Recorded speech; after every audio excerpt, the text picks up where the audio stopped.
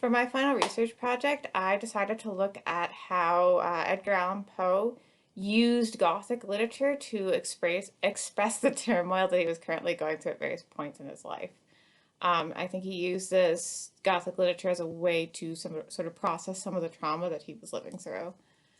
So, just in general, as a brief backstory to Poe, he had a really traumatic, difficult life. His mother died when he was 2 of tuberculosis. His father abandoned them. He was adopted into a foster family that was kind but not great. And his foster mother died. His first fiance left him. All of these women, he ended up getting adopted by this other family or taken in by this other family, and the matriarch of that family died.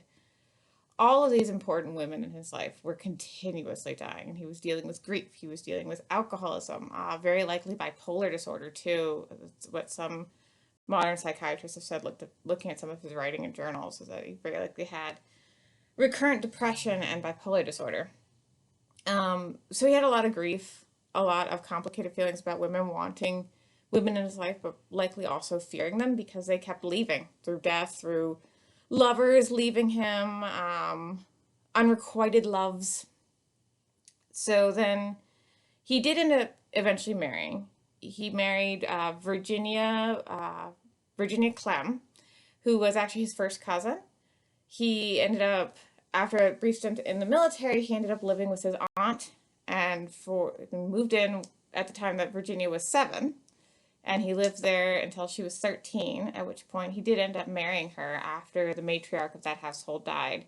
So there's some debate over whether he married her as a security thing to be able to protect her because he did call her sis, or if he married her out of love, but a romantic love. Regardless, there's plenty of evidence and proof that he did truly love Virginia Clem. And so he was at a point that things were okay. He was married, he was happy with his wife, he'd moved to Philadelphia, he had a job. About as good as things can be for Edgar Allan Poe, given his constant strings of bad luck, his issues with trauma. And it was at this point that he wrote The Fall of the House of Usher, which is particularly interesting because in both the stories I'm going to talk about, The Fall of the House of Usher and The Black Cat, Edgar Allan Poe paints himself into the role of the narrator. Now, in The Fall of the House of Usher, the narrator guides us through the story. We meet Roderick Usher, who's the one going insane. He is haunted by the weight of this house, this thing in his family, such as Poe's bad luck, as a curse that's fallen upon Poe. The house has fallen upon the Ushers, and Roderick must watch his sister die, just as Poe has watched so many women in his life die. And he goes deeper and deeper into his own mental destruction. And Poe is able to reflect on this. Poe is able to look back on his own past and see what was happening, how he was behaving, and to understand why. And as when Lady Madeline reappears as a ghost, it's what finally killed him. Roderick vanished. The way they described it, of him losing his sense of flavor, taste, light was too much, was as though he was falling into a depression, which is something Poe would have done very, very well at this point. And so he was able to relate to this character, to paint himself into his past self into Roderick and his current self into the narrator. And when Lady Madeline appeared, the apparition, the ghost, however you want to think about it, and it was what killed him. It was the haunting, the pain, the grief that was killing Poe and had been killing Poe. But in this version, the narrator / Poe was able to escape. When he was leaving the House of the Usher, the narrator was, the house disappeared. And the narrator was able to leave. And this is Poe actually being able to walk away from his past, to not have to see it, to not have to feel that hurt anymore, to know that he is not that person who is haunted by the pains of his own existence. Even the sense that the house itself was attached to the Ushers was so similar to Poe's own feelings of bad luck, that his foster father died and gave all of his money to other people, but none of it to Edgar for reasons he couldn't understand. And it was though Edgar was just haunted by some weight, some dark, dreary weight that he lived around and within, just as a House of Usher. But he was able to escape. And briefly, things were okay in Philadelphia. He had a dream of being able to start his own literary magazine. And he did, very briefly, in 1840. But then he fell physically ill with some condition and had to put his literary magazine on hold.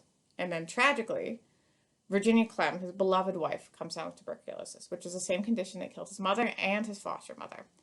And Poe does not handle this well. His drinking worsens, his depression worsens, he is increasingly unstable, he is unable to hold down a job, which means he's unable to take care of Virginia, which makes him more depressed. It just becomes this vicious cycle. And it was at this point that he wrote The Black Cat. And in The Black Cat, the narrator is now the one who is going insane. He's okay at the beginning. He talks about being light and being free and loving animals and things are great, and he's recently married even. But he gets this weight. Now, one of the issues with Virginia Clem's illness is it had ebbs and flows, that she would start doing better, and then it'd get a lot worse. There's a famous Poe quote that's, I went insane with brief, terrible moments of sanity, which was referring to that time, because these moments where she felt better were so tortured by the drop that was bound to happen where she would get worse again. And so Poe could not understand why things would be okay and then suddenly would drop. And this is so similar to dealing with alcoholism, which the narrator in The Black Cat drank a lot, dealing with bipolar episodes, and dealing with Virginia Clem's illness. So he does kill the first cat, but the first cat follows him. He can't understand why he's gotten so depressed and angry that he kills this cat. But the cat is his darkness, is tuberculosis, is illness, is these things that followed him. Literal darkness, and that it's a black cat, but also metaphorical darkness. And he ends up killing the cat, but the cat follows him, and they see the shadow in the burnt room.